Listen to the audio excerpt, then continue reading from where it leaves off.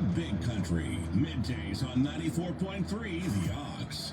8:31 here on 94.3 The Ox. You've got Shannon filling in for Kyle this morning, who's a little bit under the weather, so say a little prayer for him. It is time Say a little prayer for Shannon. Yes, because we're all over the place today. You have me, so you just need to pray anyways. Cynthia Newton with Hope Counseling here for our Monday morning mental health checkup that I need. We all need. That I need, definitely. How are you today? I'm doing well, thank you. All right, so what do you have for us today, Cynthia? Today I'm actually going to talk about, I've been preparing this for a couple of weeks. I had a listener actually contact and request this. So I just want to make sure that y'all know if you do request that I'm going to get it on, okay? So please, if there's specific topics that you want to address, let me know because, you know, I've been doing this for almost 2 years now. Has COVID been going on 2 years? Wow. Yep. Anyway, but and so sometimes it's, you know, fresh topics. You have something, hey, I really want to talk about this, or I want to hear what you have to say about this. So let me know. Anyway, so we're actually going to talk about bullying today. And so, I mean, bullying in itself, I know that everybody who's a little bit of an older generation might go, well, bullying's not the same now as it was then. Like, you know, when we were growing up, it really wasn't bullying, and you're right, in some realms that's true. But when we were growing up, and I will include me, we didn't have social media. We didn't have, you know, all these sources to be able to attack people or attack. So it was just more the in-person stuff at school. And when people are behind a computer screen or a phone, I mean, they tend to be just stronger and more able to say things and hurt people than face to face. So there's a, you know, a level there that we didn't have when we were growing up. So, you know, just be aware that, yeah, bullying, it's not the same as when we were growing up, true, but it's almost taken on this whole different persona, and it's just gotten a lot more intense. They can't get away from it. Absolutely. There's no escape. There's really no escape from it. So that's what we're going to talk about today. So I want to first talk about this because before we begin, it's important to discuss the difference between bullying and conflict. Okay, so conflict is disagreement or argument now I'm going to be all tongue-tied. Conflict is disagreement or an argument, and there is no power difference, and generally the person would stop and change their behavior once they see they are hurting someone. So conflict is something that there's, you know, it's a disagreement, there's no power struggle, something of that nature. Okay, bullying, on the other hand, the goal is to hurt or humiliate the other person, and there is a power difference present. A power difference can be older, bigger, stronger, or more popular. The other key part of bullying is that the perpetrator continues even though they realize it is hurting the other person. So understanding what's the difference between bullying and conflict is very important to understand the gravity of the situation and to understand when it crosses over and when it becomes an issue in our schools and everywhere around us.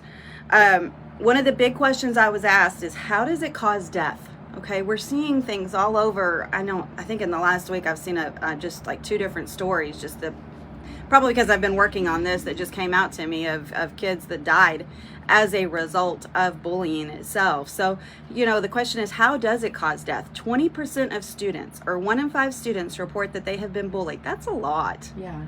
That is a lot. Okay, I mean, I live in a very small community. I mean, we have, I don't remember how many kids we have in our school, not 200, 150, something like that. And you need to think about 1 in 5 of those, you know, just 20% of those, that's 25 kids in that small school. So you look at some of these bigger schools like Comanche, just, you know, and even bigger, Stephenville, and you just 20% of them are being bullied.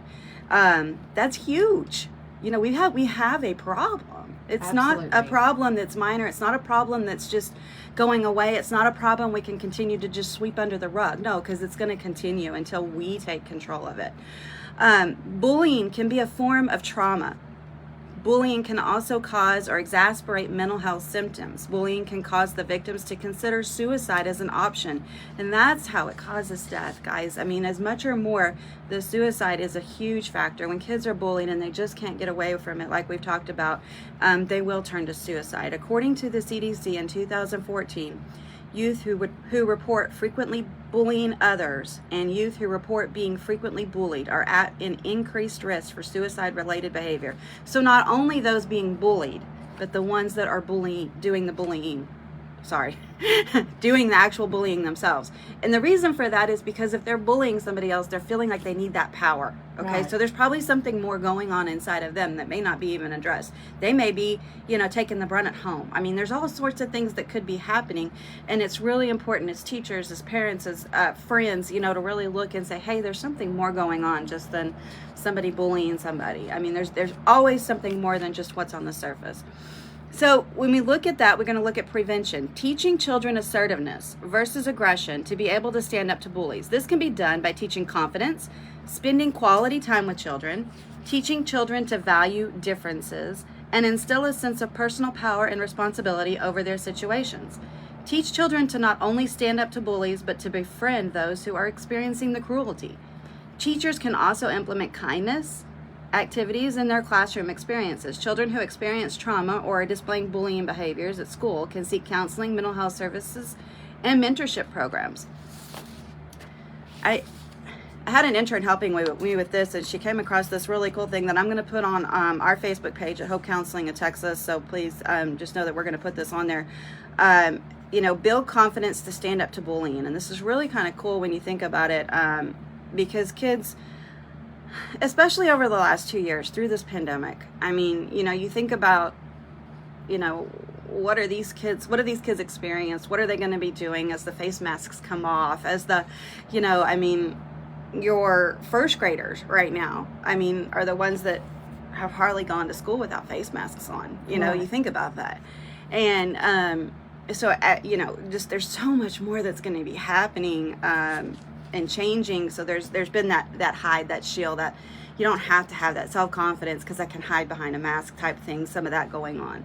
So healthy self-esteem is vital for counteracting bullying in our schools. Okay, bullies tend to seek out those they think won't stand up for themselves, meaning kids who project confidence are less likely to be targeted. So I always tell people, we were just talking about this. If you're the person who's walking and you're looking down, you're a more likely target than the person who's standing tall, walking and confident. Absolutely. You may not feel confident, but you can look confident all you want to, and you're going to be less likely to be targeted. So that how you carry yourself is 95% of the battle in itself. Be confident. Show your kids how to have confidence by standing up for themselves when necessary. It's important for kids to understand the difference between assertiveness and aggression. Spend quality time together. When you make the effort to spend quality time with your children, they feel valued and worthwhile, and this builds confidence. Sometimes it's hard to find that time, but it's important to do that. Value difference.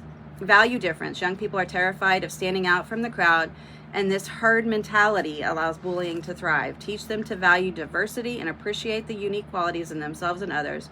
Instill a sense of personal power. Teaching kids to not only recognize the difference between right and wrong, but to do something about injustice is very empowering. Knowing they can bring about positive change in the world is one of the most valuable lessons they'll ever learn. So how do we hold our bullies? How do we keep our bullies accountable? Teachers, school staff, and families can advocate for harsher and more meaningful punishment and prevention. Each school should rally together to create a school discipline policy that does not allow and has a zero tolerance policy for bullying. And you're seeing more and more in this. I'm seeing this in my kids' schools. I'm seeing this in the schools that I work with and the kids that come to me, that there truly is more bullying policies and a zero tolerance. So it's really important for you as a parent to instill in your kids that it's okay to speak up. Absolutely. You're going to be protected. That's what they've put in place. The fear is there, and I understand that for your kids, but it's really important to help your kids understand that these things are in place to help you, okay? Go tell somebody you trust. Go talk to a teacher. Talk to your parent. Talk to a mental health professional. If your kids are struggling, if you're seeing some of this going on with them, if your child is getting in trouble for bullying, you know what? It's okay. It's not the end of the world. But look and see what you can do as a parent to help them, okay? Please, if you need any assistance, please feel free to reach out to us at Hope Counseling of Texas. We have offices in Comanche, Dublin, Eastland, and Hamilton. And we're here to help you and work with you through all of these. And just be aware that bullying truly is something that's happening. We're willing to help you, through whatever phase of that you might be going through with your children. Give us a call at 325-356-1105. Or find us on Facebook at Hope Counseling of Texas. And you do counseling for children? Yes, all ages. Absolutely. Yes. And just having someone else to talk to will help build that confidence. Absolutely. It's no fun to bully a confident kid. Right. True. So. We Anyway. appreciate you. So tell us one more time, how do we get a hold of Hope Counseling? Hope Counseling, you can give us a call at 325-356-1105. Find us on Facebook at Hope Counseling of Texas. And we have people, you know, we do have more than one therapist on staff, so it's not just me. So just to let you know that. So That's awesome. Well, we appreciate you, Cynthia. What a great message today for your Monday morning mental health checkup every Monday with Cynthia Newton. We appreciate you coming in and dedicating your time to us. all right, well, thank you. All right, we're going to get back into some music right after these messages.